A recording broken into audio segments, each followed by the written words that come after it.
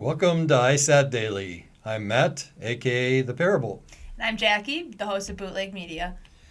So, today we have an interesting little topic. I guess the progressives are eating their own now. I love to see it. So, Kamala Harris was belittled by CNN. Has hell frozen over? Yes, it has. Exasperation and dysfunction inside Kamala Harris's frustrating start as vice president. So, worn out by what they see as entrenched dysfunction and lack of focus, key West Wing aides have largely thrown up their hands at Vice President Kamala Harris and her staff, deciding there simply isn't enough time to deal with them right now, especially at a moment when President or Resident Joe Biden faces quickly multiplying legislative and political concerns. The exasperation runs both ways. Interviews with nearly 36 former and current Harris aides, administration officials, Democratic operatives, donors, outside advisors who spoke extensively to CNN reveal a complex reality inside the White House. Many in the vice president's circle fume that she's not being adequately prepared or positioned and instead is being sidelined. The vice president herself has told several confidants that she feels constrained in what she's able to do politically.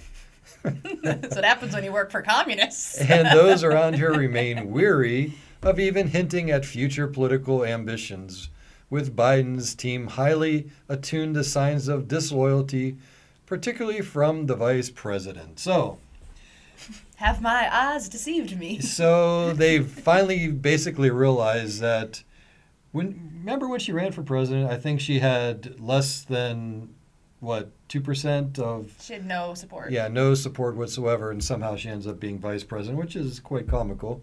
And now, of course, the left is like, well, what did we do?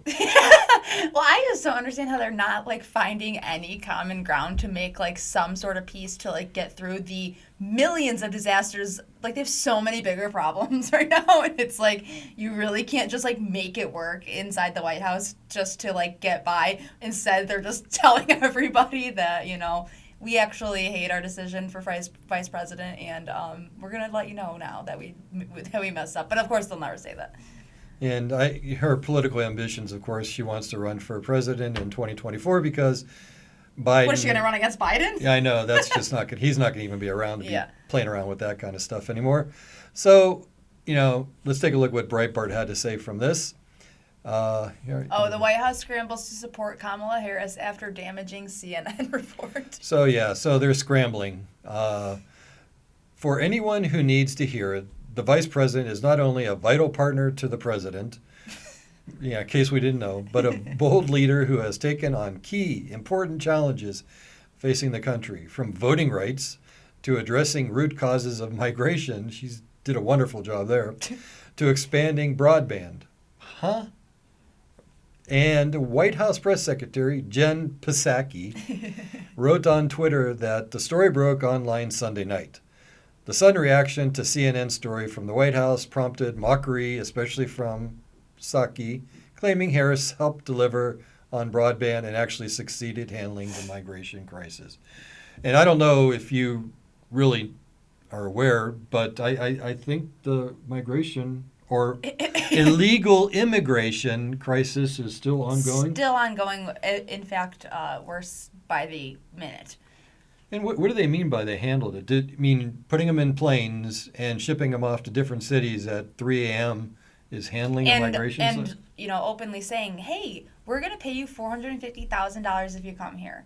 So here's your invitation. And obviously not pay them, but, just to announce it to the world that you can come join us here in America. We'll pay you. Okay, what a clown show.